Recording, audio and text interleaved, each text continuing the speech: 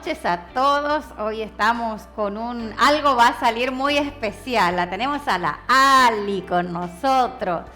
Y bueno, la verdad que siempre estábamos con esta posibilidad de traer invitados y qué mejor que empezar con gente de nuestra casa. Para muchos, Ali es archi súper conocida. Quizás algunos la ven toda la semana o la veían, ahora no sé si tanto, porque con esto con algunos nos vemos mucho, con algunos no nos vemos nada. Pero algunos quizás en la rutina que teníamos como iglesia la veían siempre, en los VEA, en la semana, con los niños sobre todo, ministrando a veces a jóvenes, el domingo en la iglesia y nos veíamos siempre. Pero ¿cuánto sabemos de Alicia? Esa es otra pregunta, ese es otro tema y otro capítulo. Y bueno, la verdad es que la vida de Ali ha sido una tremenda bendición. Yo la conozco hace muchísimos años, al poco tiempo de haberme convertido. Ya tenía 14, 15 años yo y ya nos conocimos con Ali cuando estábamos con jóvenes aquí trabajando en todo lo que es la iglesia, los jóvenes en la zona. Y después, cuando nosotros llegábamos al seminario, Ali salía, así que ahí nos cruzamos y después los propósitos de Dios la trae, nos unimos y hace ya 11 años, Alicia. 11 años. 11 años que estamos trabajando juntos aquí, parte del equipo pastoral, una tremenda bendición. Y Alicia tiene una riqueza en muchos aspectos, una mujer muy preparada. Es una mujer que tiene un nivel espiritual interesante y Dios le muestra cosas, revela cosas, una sabiduría muy especial, experiencia, un capital de experiencia muy importante y es de tremenda bendición en este tiempo, que ya lo vamos a comentar, está incursionando en un área impensada. Que la necesidad nos llevó, pero bueno, no se le achicó y ahí va, es firme. Pero bueno, yo quiero empezar con un datazo de esta charla que vamos a tener. ¿Usted sabe el segundo nombre de Alicia? ¿Cuántos saben? Nadie. Bueno, lo vamos a tener que decir, Alicia. Vamos a largarle un dato a la gente y que esa noche vayan a dormir tranquilo porque ya saben cuál es tu segundo nombre. Bueno, en esta noche tenemos una charla con Alicia Beatriz Neumann-Kirchhoff, así nomás. ¿Eso es alemán, Ali? Sí, es alemán. Los dos apellidos. O sea que vos debes ser suave, abierta, tiernita. Sí. Te digo por el alemán que hay en casa, los alemanes que tenemos acá, bueno, algunos ya están mezclados. Y es nacida, miren, es nacida en Posadas Misiones, o sea, es oriunda de allá de la tierra colorada, la tierra de la mandioca. ¿Y qué más es el otro que vos siempre te gusta? El reviro. El reviro, ese que le gusta a ella también. Así que bueno, pero vamos a comenzar, Ali, que le cuentes un poquito a la gente cómo fue que conociste al Señor, más o menos a qué edad y en qué circunstancias, cómo fue que empezaste a caminar de la mano de Dios. Bueno, la verdad, primero, gracias por la invitación. No pensé que iban a empezar conmigo, pero bueno, ustedes van a tener que aguantar y aquí estamos. Bueno, yo pertenezco a una familia de gente evangélica, creyente, misioneros, pastores, así que prácticamente toda mi niñez trabajando mis padres en la iglesia, mis tíos, así que conocí al Señor a los 5 años. A los 5 años y aún recuerdo hoy en día la historia de Jesús que me contaron y cómo a mí me conmovió que Jesús muriera en la cruz por mí. Y aún recuerdo que me largué a llorar, ¿no? Porque era para mí muy fuerte lo que Él hizo por mí y ese día recibí a Jesús, ¿no? Con unos misioneros que estaban en ese tiempo en Argentina y con ellos recibí a Jesús.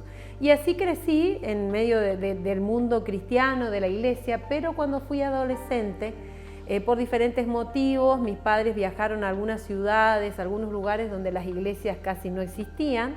Y tuvimos un tiempo donde a causa de los viajes y todo lo demás no nos pudimos congregar como familia y eso afectó también mi espiritualidad, ¿no? A no encontrar esa contención desde la iglesia, ese lugar de pertenencia e hizo que me apartara del Señor, no del cristianismo, pero sí uno de a poquito se va enfriando, ya no ora como antes, ya no lee la Biblia como antes. Y de paso le digo, el peligro de esta cuarentena, el peligro de esta pandemia, de no apartarnos, de no dejar que nuestros hijos, que nuestros adolescentes, que nuestros preadolescentes, que nuestros niños dejen de tener esa comunión, fortalecerla. Porque la verdad que fue así hasta los 19 años, cuando tengo una experiencia espiritual, ¿sí? Y ahí es donde yo me doy cuenta de que no estaba en la comunión correcta con Dios. Tampoco estaba en cosa tan grosa, pero no tenía esa comunión diaria con el Señor, esa oración, esa lectura de la Biblia, ese deseo de buscar a Dios. Entonces, cuando tengo 19 años, mi mamá está enferma, la tuvieron que internar, la tuvieron que operar, y bueno, todos los riesgos que siempre hay una operación. La operación en principio salió bien, pero después hubo complicaciones, y estaba, yo me acuerdo, muy preocupada de que el Señor no se la llevara a mi mamá, ¿no? Y estaba en el sanatorio, en la clínica, y me había quedado en el pasillo esperando que, bueno, venían las enfermeras, estaba sentada, y la verdad que me quedé como dormida, medio entre dormida, cansada, y en eso, ese dormitar que uno a veces tiene en esas situaciones, sueño, se me presenta en mi sueño al Señor. Y veo que como que entro en un espacio donde para mí era Dios, aunque no lo vi así totalmente, pero sí yo sabía que era Dios, y Dios me miró y me dijo, ¿qué estás haciendo con tu vida? Y me desperté. Y cuando me despierto, digo, ¿qué estoy haciendo con mi vida? ¿No? Pero ¿cómo no te da la respuesta también? No, también, ¿viste? Te largó la pregunta nomás. ¡Wow! Y entonces me pongo a mirar, ¿no? Yo conocía al Señor y sabía que no estaba haciendo lo que tenía que hacer, que no estaba buscando la comunión con Él, la relación con Él, el caminar con Él. Me acuerdo que me fui a mi casa, busqué una Biblia. ¿Cómo busqué una Biblia? No la encontraba, hasta que de golpe en un cajón allá perdido en el fondo había una Biblia. Tomé la Biblia, me arrodillé al lado de mi cama y le pedí perdón a Dios y dije, yo no quiero vivir de esta forma, yo quiero vivir como vos me enseñaste a vivir. Así que a la semana, ahí a los días siguientes, busqué una iglesia donde congregarme, y así fue que entré a la iglesia nuevamente. Fue muy fuerte eso, y lo fuerte sobre todo fue a mí me tocó muchísimo que yo tenía de toda mi adolescencia y mis primeros años de juventud, porque tenía 19 años, lejos de esa comunión íntima con Dios. Entonces, para mí siempre fue una carga el poder ayudar a los jóvenes, ¿no? A que no les pase esto, porque yo sentí esos años como años perdidos. Un vacío. Como años perdidos, ¿viste? Como sin propósito, sin un sentido, sin una dirección. Años que viví, hice muchas cosas, sí, pero no tuvieron sentido realmente, no marcaron nada, no fue algo bueno, no fue algo que realmente yo pudiera crecer espiritualmente. Así que la carga por la juventud, que fue lo que vino después, fue justamente de acuerdo a lo que yo viví. Así que, ahí te conocí, Ali. Ahí te conocí, ahí no a los más o menos, 19, un poquito más adelante. Te conocí con los jóvenes. Sí. O sea, aparte de estar en el Ministerio de Alabanza, que cantabas, me acuerdo, predicabas, por en supuesto, aquella época, y en cualquier momento vuelvo y canto. Ahora Dígale aullamos, al pastor antes Jami. cantábamos y ahora aullamos, Alicia. Que el pastor Jami tenga cuidado, Sí, no porque sea que está vuelvo y temblando, está canto. temblando del otro lado, Gaby. Bueno, y te conocí, bueno, siempre con una palabra, liderando, acompañando de diferentes maneras y en distintos servicios, pero con los jóvenes. Sí, con los Fue jóvenes. con los jóvenes en la iglesia, nosotros nos conocimos, eso en Resistencia, cuando te conocí. Después armamos una comisión de Jeva, Noreste, Noreste, ¿sí? sí, en la Entonces ahí zona. estábamos nosotros de la zona, ahí es donde yo trabajé, empecé a trabajar con Ali en cierto sentido juntos, y después Jeva Nacional, te Jeva fuiste Nacional. a trabajar a nivel nacional. Sí, esa carga por los jóvenes, me acuerdo que en un congreso de jóvenes yo tomé una decisión y le dije a Dios, yo te voy a servir ayudando a los jóvenes a que no le pase lo que a mí me había pasado. Y le dije, te voy a servir, me pida lo que me pida, me guste, no me guste, me cueste, no me cueste, yo estoy para tu servicio. Y a partir de ahí empecé. Trabajé primero con los jóvenes de la iglesia local, en Resistencia, en la iglesia Centro. Recuerdo algo que me gustaría compartirlo porque creo que para animar a aquellos que están trabajando con jóvenes, ¿no? Recuerdo que cuando yo empecé a trabajar eran 12 jóvenes en el grupo juvenil. 12. Nada. Y yo decía, hay que ganar más jóvenes, ¿no? Entonces hicimos un retiro con esos jóvenes y dijimos, este año Dios va a hacer que cada uno de los 12 tenga por lo menos 9 o 10 jóvenes, ¿no? Empezamos ambicioso. A principio de año, no, empezamos y trabajamos las cosas que hicimos y trabajamos y visitamos, y íbamos en bicicleta, me acuerdo, a visitar los jóvenes, y hicimos miles de actividades para atraerlos a la iglesia, deportivas, recreativas, divertidas, bueno, todo. Pero Dios nos recompensó, porque en un año llegamos a fin de año con un evento evangelístico que hicimos para los jóvenes y fuimos 102 jóvenes. ¡Ué! Así que para mí eso fue como el sello de decir, dale, tal cual, que yo estoy acá, ¿no? Exacto. Entonces a partir de ahí, digamos, los años de juventud fueron muchos años trabajando, en la zona trabajamos juntas, me acuerdo, con jóvenes de diferentes lugares, con proyectos evangelísticos, misioneros, campamentos para que ellos recibieran más del Señor, y luego en un momento fue a nivel nacional, ¿no? Bueno, también yo ya pensé que ya terminaban los jóvenes porque ya era un poquito subidita en edad, cuando Dios me dice, no, quiero que trabaje con los jóvenes de Argentina, los jóvenes bautistas, así que acepté el desafío. Y ahí se inició todo un proceso de viajes, a recorrer lo que ahora no podemos hacer.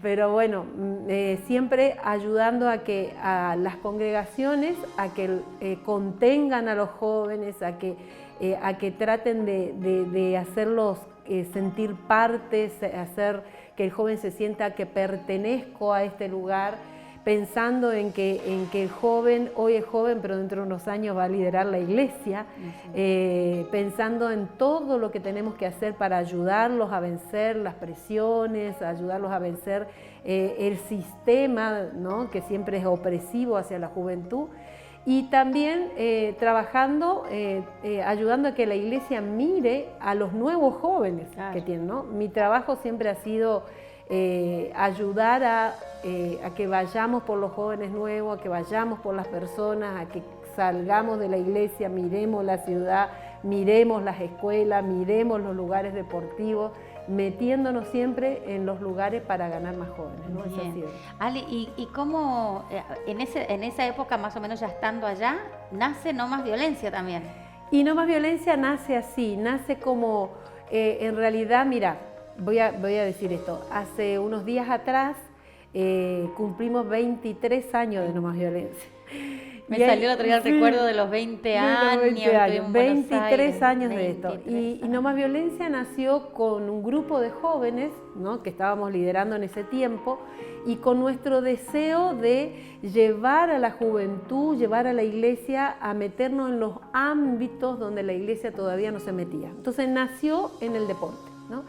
Y decía uno de estos compañeros de la vieja milicia, decía, pensar que cumplimos 23 años de estar en el primer partido, ¿no?, que fue el Gimnasia en La Plata, que estaba Maradona, me acuerdo que era el partido, y nosotros ahí orando y sirviendo para evangelizar en ese ámbito difícil.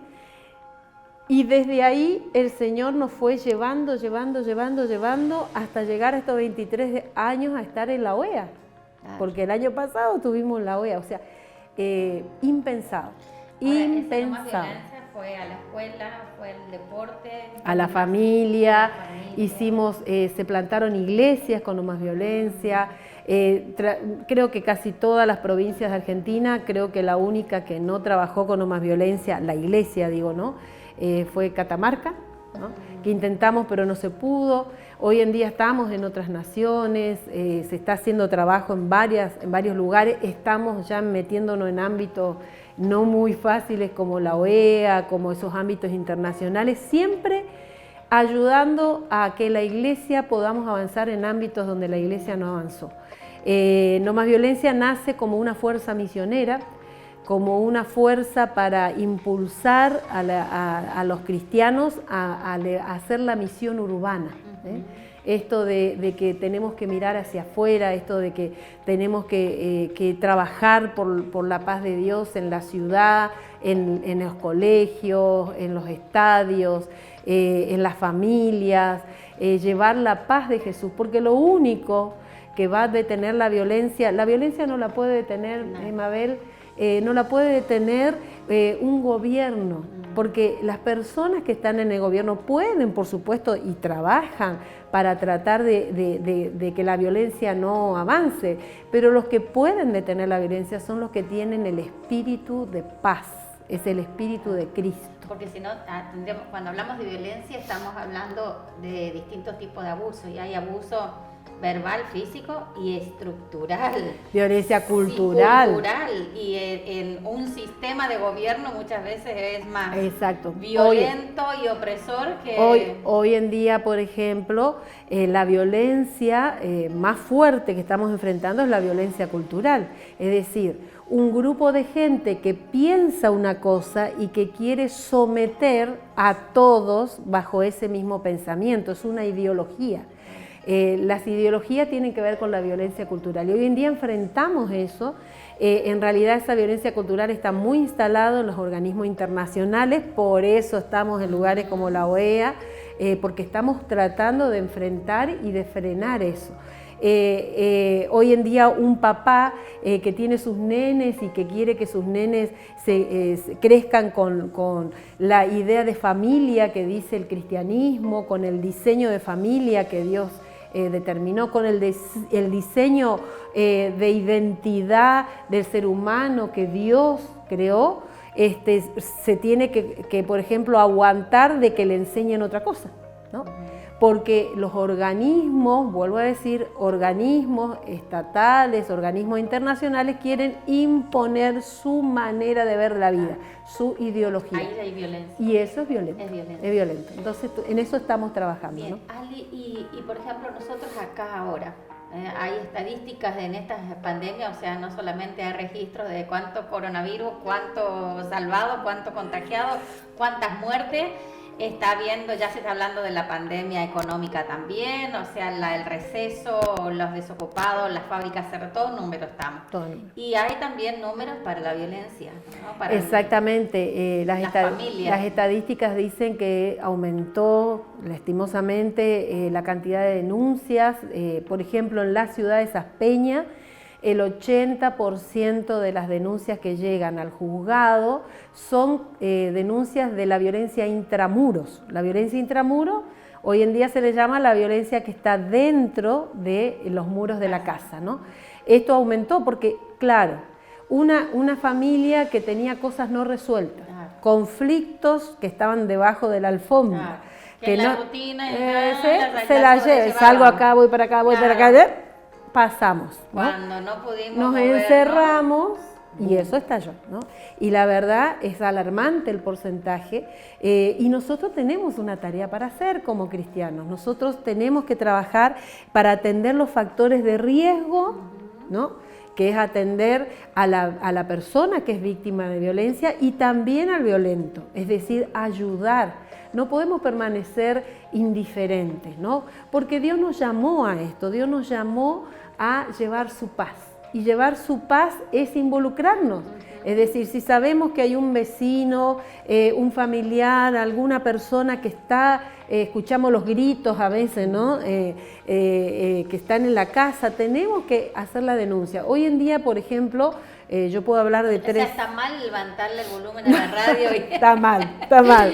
No, me pongo los auriculares y me hago el que no escuché, está mal. No, porque no es la manera, ¿no? Jesús nos enseña que tenemos que involucrarnos, que tenemos que accionar en contra de toda situación de violencia. No solamente para defender a la víctima, porque esto también quisiera distinguir, porque a veces hay muchas organizaciones que trabajan en defensa de la víctima.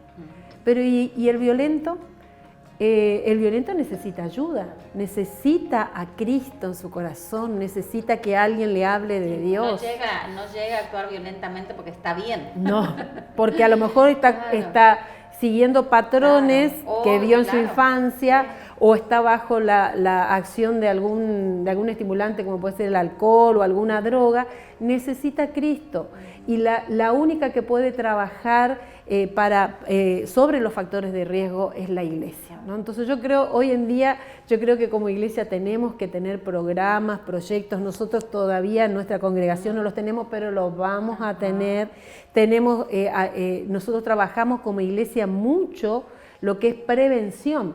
No es solamente trabajar en los factores de riesgo, sino también en los factores de prevención. Ahí es donde tenemos que apuntar, ¿no? Prevenir, anticiparnos antes de que ese niño crezca y se transforme en una persona violenta o se transforme en una víctima. ¿Cómo puedo yo saber que estoy siendo víctima? ¿Qué cosas me tienen que empezar a hacer ruido a mí del otro para decir estoy quizás ante una persona violencia, antes de que venga el cachetazo, el revoleo de cosas, los empujones, antes de llegar a la acción concreta? ¿Qué cosas a mí me van dando indicios de que estoy frente a una persona violenta? Y la persona, yo creo que la persona que cuando uno está relacionado con alguien y ese alguien avasalla, ¿no? A lo mejor no con golpes, pero yo le digo hasta ahí y sigue avasallando, le digo esto no me gusta y lo hace igual. En el caso del matrimonio o en el caso de la familia, no acordar, es decir, no resolver los conflictos, impone, y acá se hace lo que yo quiero, ¡pum!, pega en la mesa, ¿no? Esa persona tiene un problema, o sea, necesitamos resolver los conflictos. No necesariamente estamos hablando de la violencia del golpe, la violencia directa, estamos hablando de una violencia psicológica, estamos hablando de una violencia que a veces casi no se distingue, pero que está ahí y que tenemos que resolverla. Yo siempre digo que los conflictos siempre están. Donde hay 2 o 3 personas va a haber un conflicto, ¿no? Es imposible que pensemos todos igual, que estemos todos igual, que no somos robots, ¿viste? Los conflictos siempre va a haber, porque venimos de historias diferentes, de experiencias diferentes, de formaciones diferentes. Entonces, sobre diferentes decisiones que tenemos que tener y tomar, va a haber conflicto. Ahora, el tema es cómo resuelvo el conflicto. Si somos cristianos, nuestra resolución de conflicto tiene que terminar en paz. Es decir, ¿qué cosas hace que una persona se vuelva violenta, ¿no? Porque por ahí también pasa. El enojo no resuelto, ¿no? Los celos excesivos, la envidia, ¿no? Quiero lo del otro. Recuerden ustedes, para mí es muy fuerte cuando la Biblia describe dónde se inicia la violencia, ¿no? Yo un día me puse a investigar, digo, ¿pero dónde empezó esto, ¿no? Y esto empezó primero en el seno de una familia por un tema de envidia, por un tema de celo. El primer acto de violencia que tiene la humanidad es cuando Caín mata a Abel, 2 hermanos, es decir, ante una acción que hizo un hermano y otra acción que hizo el otro, este le miró y dijo, yo quiero eso. ¿Por qué yo no tengo lo que él tiene? Lo bajó. ¿No? Y cuando se dio cuenta, terminó matándolo, ¿no? Entonces, estas cosas que están en nuestro corazón son las que hacen que uno se vuelva violento. Yo quisiera, ya que estamos aprovechando, que tenemos que mirar nuestro corazón, ¿no? Y tenemos que resolver los enojos. ¿Cómo se resuelve el enojo?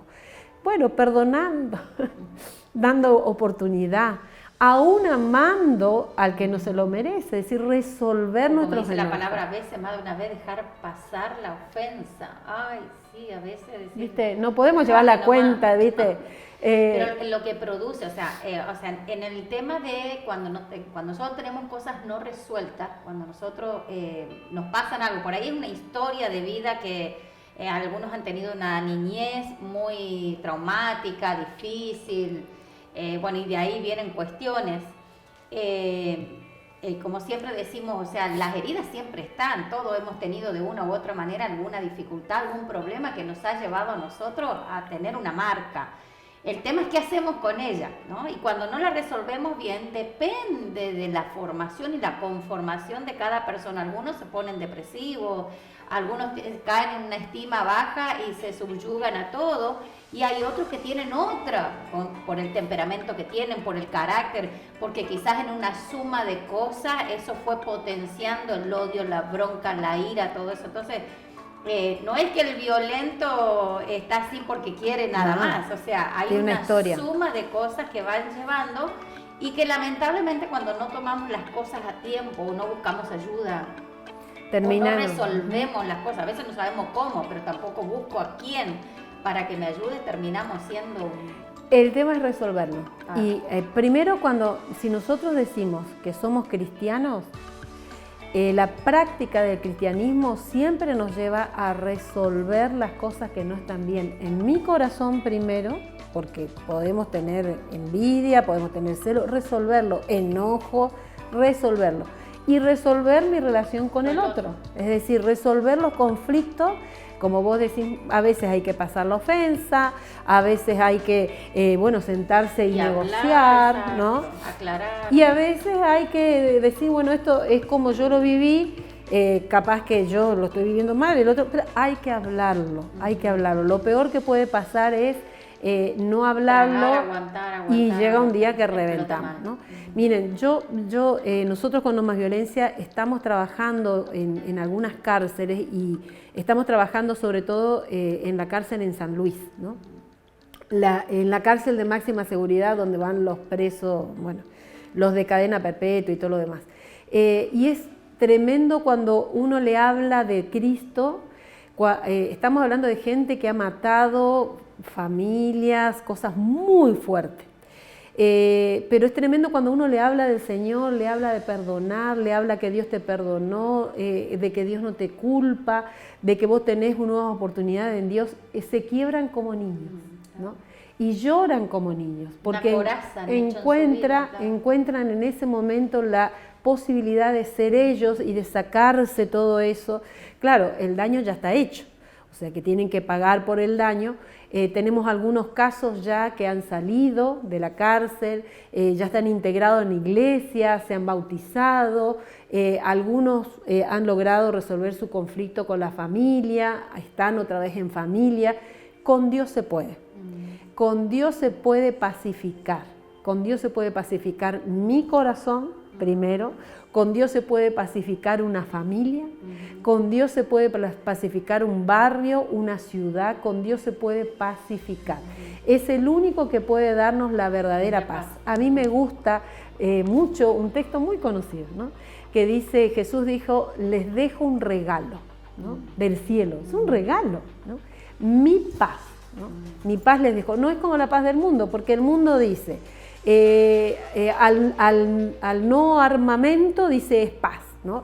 El mundo dice a más o menos tener las cosas tapadas es paz. Eso no es paz, ¿no? Porque eso sigue estando ahí. La paz es la paz de Jesús, es la paz de poder tener buena relación con Dios, buena relación con el otro y buena relación conmigo mismo, porque si yo sigo teniendo rencores, enojos, celos, envidia, fanatismo, intolerancia, todas esas cosas dentro mío me van a producir una persona violenta. Y es tremendo, porque no solamente el primer daño que se hace es la persona misma, en primer lugar, pero después cuánto daño hace a los que están a su alrededor, porque a veces son muchos los que padecen, la familia primeramente, pero a veces cuando llega a un punto extremo, ya en el trabajo, en el colegio, en la facultad, donde quiera que vaya, muchas veces ya el entorno está siendo afectado de tal manera. O sea, en primer lugar lo que sufre la persona, porque no es ella, pero es lo que es en este momento, transformada, y después los efectos colaterales. Por eso creo, Mabel, que nosotros como cristianos, como iglesia, tenemos mucha tarea para hacer en esto.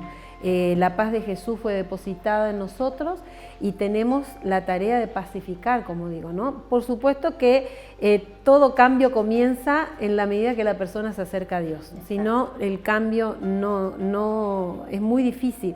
Hay personas que cambian, hay violentos que cambian cuando dejan el alcohol, dejan la adicción, pero es un cambio temporal, ¿no? No es un cambio profundo. De metodología. O cambian de metodología. El verdadero cambio viene con Jesús. Mira, la Biblia nos enseña cientos de testimonios de gente que era muy violenta y que cambió. Pensemos, por ejemplo, en el apóstol Pedro, ¿no? El apóstol Pedro estaba al lado de Jesús, al lado. Cuando vinieron a encontrarse con Jesús para llevarlo preso, Pedro sacó la espada y le cortó la oreja al soldado. Y vos decís, ¿qué le pasó a Pedro? ¿Era para tanto? Intolerancia, ¿no? Manifestó la intolerancia. Entonces, el apóstol Pablo, ¿no? Perseguidor de la iglesia, fue el responsable de la muerte de muchos cristianos. Pero el apóstol Pablo, cuando se encuentra con Jesús y recibe el Espíritu de Cristo, el Espíritu de paz, le cambió la vida. Sí, cayó del caballo y fue otra cosa. Y ahora recibía él los latigazos, las piedras y no reaccionaba, ¿no? Entonces, esa es la transformación que la iglesia podemos hacer, ¿no? Nosotros podemos pacificar nuestra ciudad.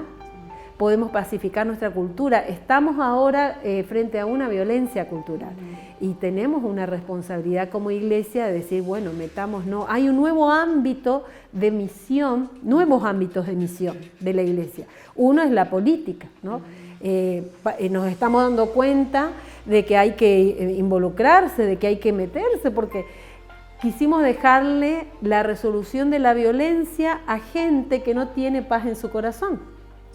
Entonces, imposible. Necesitamos nosotros, la iglesia, estar allí, tener un llamado para eso, algunos atender a las víctimas de violencia, otros atender a los violentos, otros trabajando en estos ámbitos de violencia cultural, otros trabajando en los ámbitos de violencia estructural, haciendo la misión. Dios tiene un llamado para cada uno.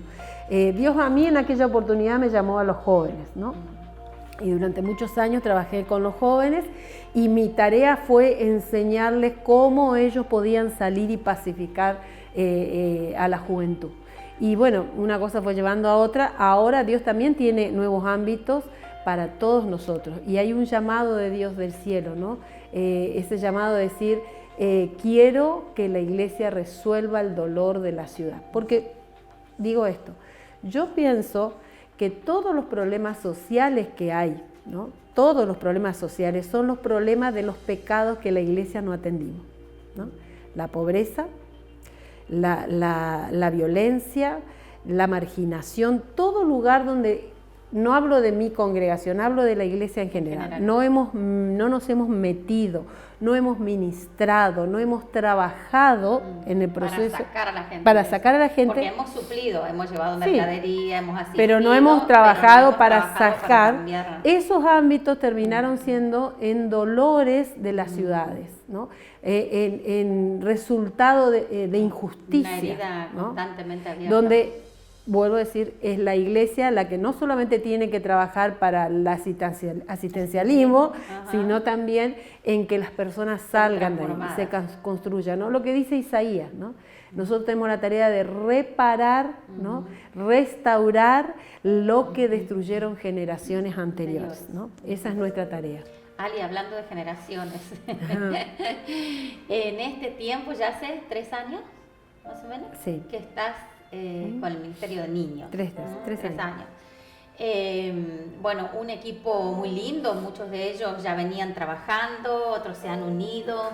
Bueno, tuvo un desafío en este tiempo, lo vemos también en la escuela, cómo llegar a ellos, cómo poder alcanzar, porque un adulto, bueno, prende su celular, puede llegar y la verdad que están haciendo una tarea con un equipo de atrás, hormigas, bueno, trabajando con mucho y bueno, contarle a la gente, porque nosotros en lo que son las redes, tanto, o sea, siempre desde este lugar, desde el Facebook, el Instagram y lo que es YouTube, pasamos las actividades generales, pero por ejemplo los niños, los pre y los ado no han parado en este tiempo, pero se manejan no desde estas vías, sino por directamente los grupos de WhatsApp y trabajando de otra manera, pero todo ese grupo de trabajo, ese equipo de trabajo está haciendo una tarea preciosa, ¿no? Y bueno, ya que estás con eso, contale a aquellos papás, que algunos los que tienen niños saben, otros no, y también, ¿qué es lo que estamos haciendo como iglesia a través de este bueno,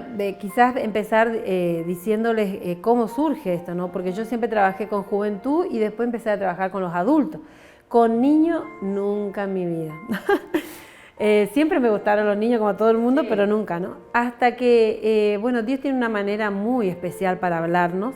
Y recuerdo que cuando fueron los 20 años de No Más Violencia, hicimos un evento en Buenos Aires, bueno, y en ese evento nos mandaron a llamar para felicitarnos por la tarea desde la Casa Rosada de Buenos Aires, la vicepresidente de la Nación en ese momento. Entonces era un momento, digamos, que uno dice, wow, estoy acá, ¿viste? Y estábamos en la Casa Rosada esperando que nos atienda la vicepresidente. Y bueno, era un momento importante, porque la verdad, hermano, yo no conocía la Casa Rosada, jamás pensé que iba a llegar ahí. ¿Es pero rosada, Alicia? Es rosada, es rosada, es rosada, le cuento que es rosada. Y jamás pensé que iba a estar ahí. Bueno, y ahí estaba. Entonces yo decía, qué privilegio, qué tendrá Dios con esto, ¿no? Y cuando estábamos esperando, nos dicen pasen, y teníamos que pasar al primer piso. Y cuando íbamos a subir, éramos 4, delante nuestro se pone un grupo de 70 niños, ¿viste? Todos niños que iban subiendo las escaleras despacito, nosotros atrás despacito. Y yo me acuerdo que sentí algo del Señor, porque le dije, Señor, ¿por qué estos niños acá? No sé por qué pregunté eso, internamente. Y sentí algo del Espíritu Santo que me decía, para ellos hay que trabajar, para que a ellos hay que marcarles el camino. La verdad que yo le puedo decir que ni me acuerdo lo que dijo la vicepresidenta, porque para mí lo que me quedó grabado de esa vez fue eso que sentí del Señor. Los niños subiendo a un lugar de gobierno importante y el Espíritu diciéndole, para ellos hay que trabajar, a ellos hay que indicarles el camino. Y me quedé con eso en mi corazón, porque yo en la iglesia hacía un montón de cosas, pero no trabajaba con los niños. Una vez oraste, te rodearon sí, y te cargamos. Eso fue profético y nunca lo tomás como profético. La pastora Mabel siempre me dice. Sin saber. Y bueno, fue, vuelvo y me acuerdo que la pastora Jessie ya se habían instalado en Corrientes. Y quién se encargaba de los niños. Me acuerdo el pastor Claudio decía, bueno, vamos a tener que resolver esto. Estábamos en una reunión de pastores de la iglesia y bueno, y que no sé qué proponen, ¿no? Decía el pastor Claudio, y yo dentro mío decía, hay que marcarles el camino. Y esto era muy fuerte, yo dije, yo respondo, ¿no? Señor, acá estoy, heme aquí, envíeme a mí. No estoy preparada para trabajar con niñez, no tengo un título que tenga que ver con eso, pero hay que marcarles el camino. Como papá y mamá le tienen que marcar el camino espiritual, que es el mejor legado que le podemos dejar a los chicos. El camino de los principios, de los valores en Dios, es lo mejor que podemos dejarle a nuestros hijos. Más que si le dejamos un terreno, una casa, totalmente. Lo que le dejemos, el camino espiritual es el mejor legado que le podemos dejar. Así que yo le dije al pastor Claudio, yo me encargo, el pastor Claudio me miró diciendo, ¿qué le pasó a esta mujer? ¿Viste? Y la verdad que agradezco a Claudio y Mabel porque bueno, siempre me siguen en mis locuras. Y bueno, a partir de ahí empezamos a trabajar con un equipo maravilloso que tiene la iglesia. ¿Cuántos son en el Ministerio Niña? Y somos alrededor de 60. Y estamos activos, porque estamos filmando hoy en día 5 videos en la semana, estamos mandando devocionales todos los días, que ustedes lo pueden ver en el Face, en el WhatsApp. Estamos trabajando ya ahora para el próximo agosto, que vamos a tener un congreso de niños. Y salimos, hermanos, a resolver esta cuarentena de la mejor manera que podíamos. Ninguno de los que estamos ahí somos ni productores de cine, ni productores de video. Ahora expertos, sí. Pero lo que nos interesaba y nos interesa, y sé que la pastora Mabel también, porque ella conversamos mucho de esto y ella ama a los niños, por eso tenemos un colegio. Nos interesa que cada niño de nuestra congregación, de nuestras obras misioneras, reciba una palabra. Yo sé que a ellos no les llega directamente el mensaje, que dependen de papá y de mamá para que el mensaje les llegue en el celular, en la pantalla. Quiero animarles a que le demos en la semana, nos pongamos un tiempo, un momento donde los niños de nuestra casa, los niños de nuestra familia miren lo que hemos preparado, se sientan parte, se sientan animados, se sientan ministrados de la manera en que ellos pueden recibir la administración de una forma creativa, de una forma didáctica, pedagógica.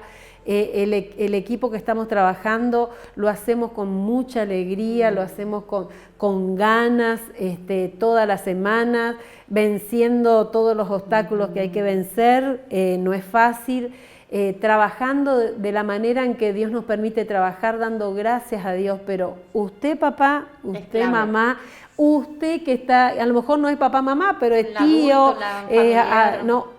Ayer me pidió una hermana de la iglesia, me dice, Pastora Alicia, mándeme los videos a mí porque yo le quiero mandar a mis nietos que viven no sé dónde.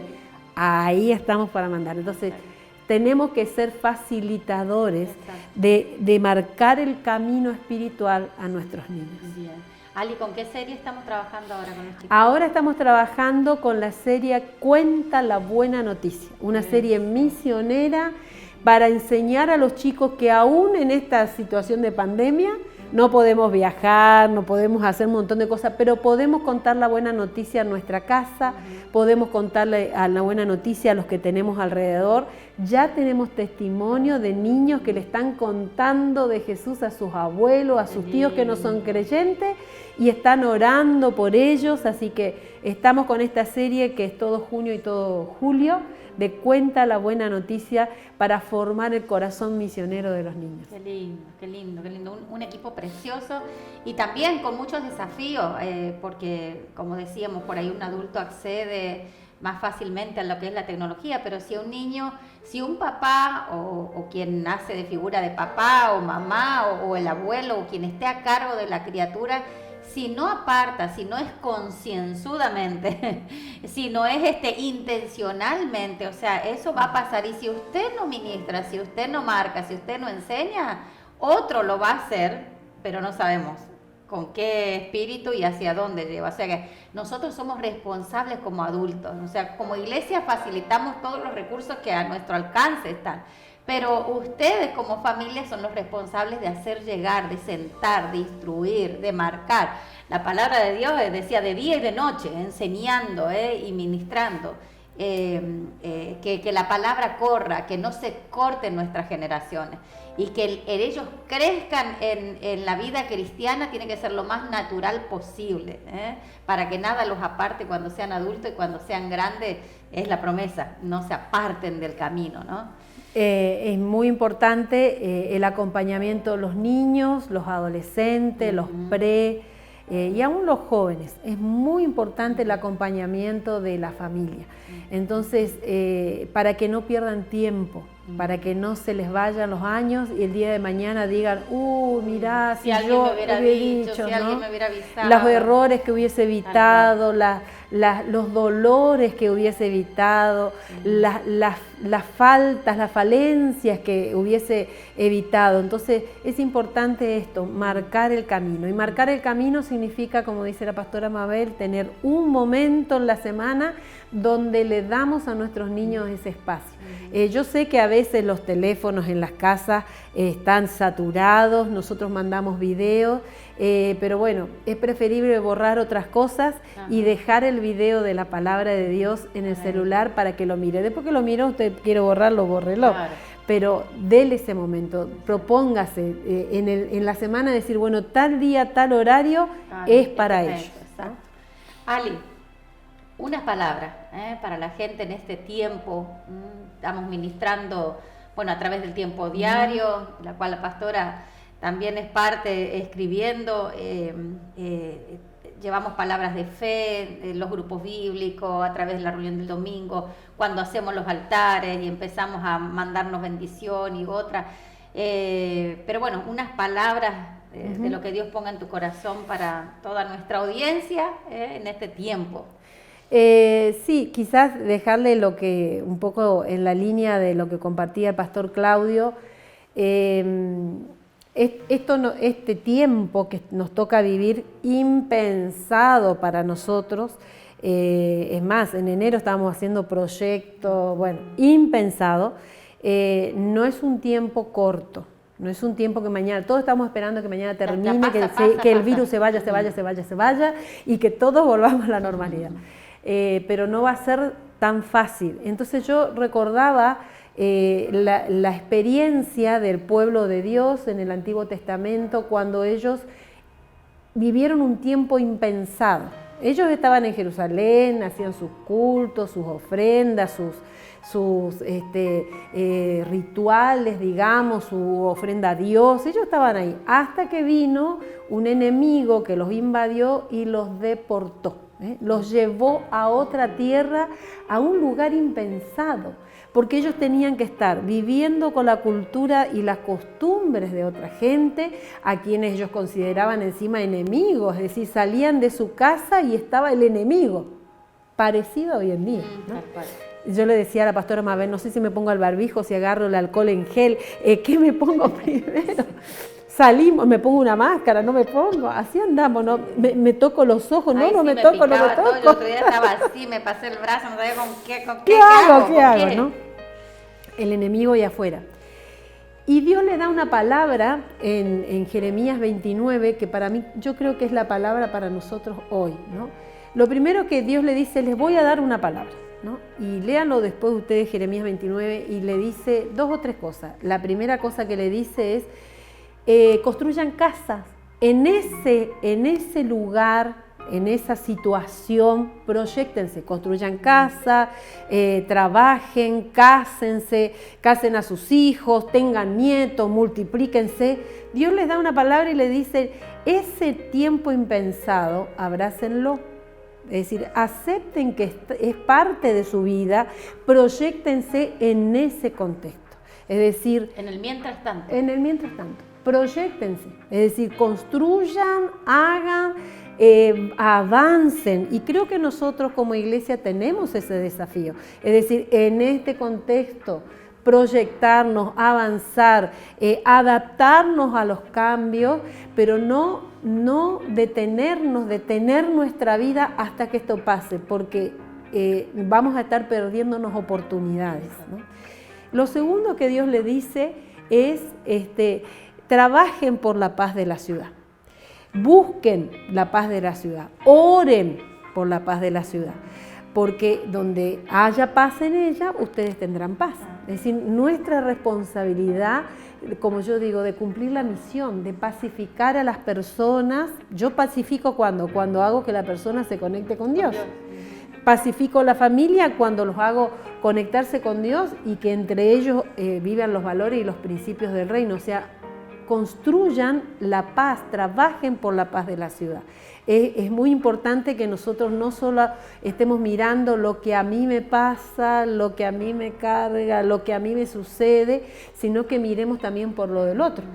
A veces nos pasa que miramos que yo no tengo trabajo, a mí me pasa esto, y nos olvidamos de ser solidarios, compasivos. Nuestra oración, ¿cuánto de nuestra oración piensa solamente en nosotros o también piensa en el otro, ¿no? Tenemos hermanos de la iglesia que les hicieron los hisopados, ¿no?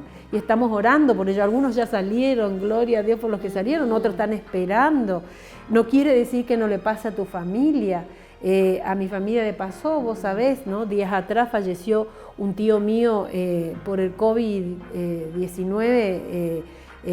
Bueno, se fue, creyente, de familia creyente, de Resistencia, ¿no? De acá. Bueno, te toca. Entonces, mirando al otro, ¿no? Y lo tercero que le dice, que a mí me gusta mucho ese texto, dice, porque yo sé, dice el Señor, los planes que tengo para ustedes. planes de bienestar, para darle futuro y esperanza, ¿no? Entonces, planes significa que Dios ya fue a nuestro futuro, Dios ya fue más allá de la pandemia. Dios ya fue más allá de este problema económico del que 2020. del 2020. Ya fue. Ay, normal después del 2020. Ay, Mabela, Dios ya fue y ya construyó un camino, una salida. Él tiene la respuesta. Entonces, fe, levantemos la fe y proyectémonos que Dios ya fue ahí adelante. Él tiene buenos planes para nosotros. Pase lo que pase, nos tocó una situación difícil, bueno, Dios está ahí, Dios ya pensó en la solución, levantemos fe, porque la iglesia es el pueblo de fe, es la comunidad de fe. Exacto. Y nosotros tenemos que caracterizarnos por la fe, tenemos que compartir la fe con los demás, tenemos que animar a los demás y tenemos que ayudar a que todos desarrollen una vida de fe. Qué lindo, Ali. Gracias, Ali, por haber estado aquí. Gracias a vos por invitarme. Mucho. Nuestra invitada especial de Algo va a salir y algo salió. ¿Algo salió? ¿De qué vamos a hablar? Y no sé, le dije yo, de algo va a salir. Salió. Nos cuesta tanto a nosotros. No tenemos tema casi de conversación, mi buen Ali, vamos a estar 25.000 horas. Así que bueno, Dios te bendiga mucho. Hasta la próxima semana, si Dios quiere. La verdad que una hermosa noche. Y bueno, y conocimos que la Ali se llama Beatriz. Pero no me diga Beatriz. Y que es de Posada Misiones, así que tierra colorada nuestra pastora Alicia. Dios te bendiga mucho, buen descanso, buen fin de semana. Chao, chao. Chao, chao, bendiciones. ¿Qué podemos hacer para ayudar en las situaciones de violencia? Lo primero, no tener miedo. No tengamos miedo porque nosotros estamos para ayudar y pacificar. En eso no tener miedo, hagamos la denuncia. Si escuchamos alguna situación de violencia o si vos sos víctima de violencia, hay lugares donde vos podés hacer la denuncia en forma anónima. No tengas miedo porque no te van a pedir tu nombre, no te vas a ver confrontado con otras cosas que hay que hacer después. Pero quiero compartirte esto. En primer lugar, las líneas de atención gratuita están funcionando en medio de la pandemia. Una de ellas es la línea 102 del Ministerio de Desarrollo Social de la Nación. La otra es la línea 137, que depende del Ministerio de Justicia y Derechos Humanos de la Nación, donde podés llamar y hacer la denuncia pertinente en cualquier tema de violencia intramuros, ¿no? También la línea 0800-222-1717, que es para todo tipo de abuso y violencia, tanto dentro como fuera de la casa. Esta otra línea es para cualquier situación de violencia que puedas tener fuera de tu casa también. Y en la ciudad de Saspeña, el Servicio de Justicia de la ciudad toma las denuncias, o sea que podemos ir y hacer una denuncia anónima, ¿no? Diciendo que en tal lugar, en tal casa, en tal barrio, sabemos que hay un abuso de niños, sabemos que hay una situación de violencia familiar. No dejemos de denunciar. Tenemos que ser partícipes, tenemos que cortar ese círculo de violencia. Y una de las formas de cortar el círculo de violencia es haciendo nuestra denuncia. Dios está con nosotros. Y estos son los elementos, los medios que tenemos a mano para poder intervenir y para poder ayudar en situaciones de violencia.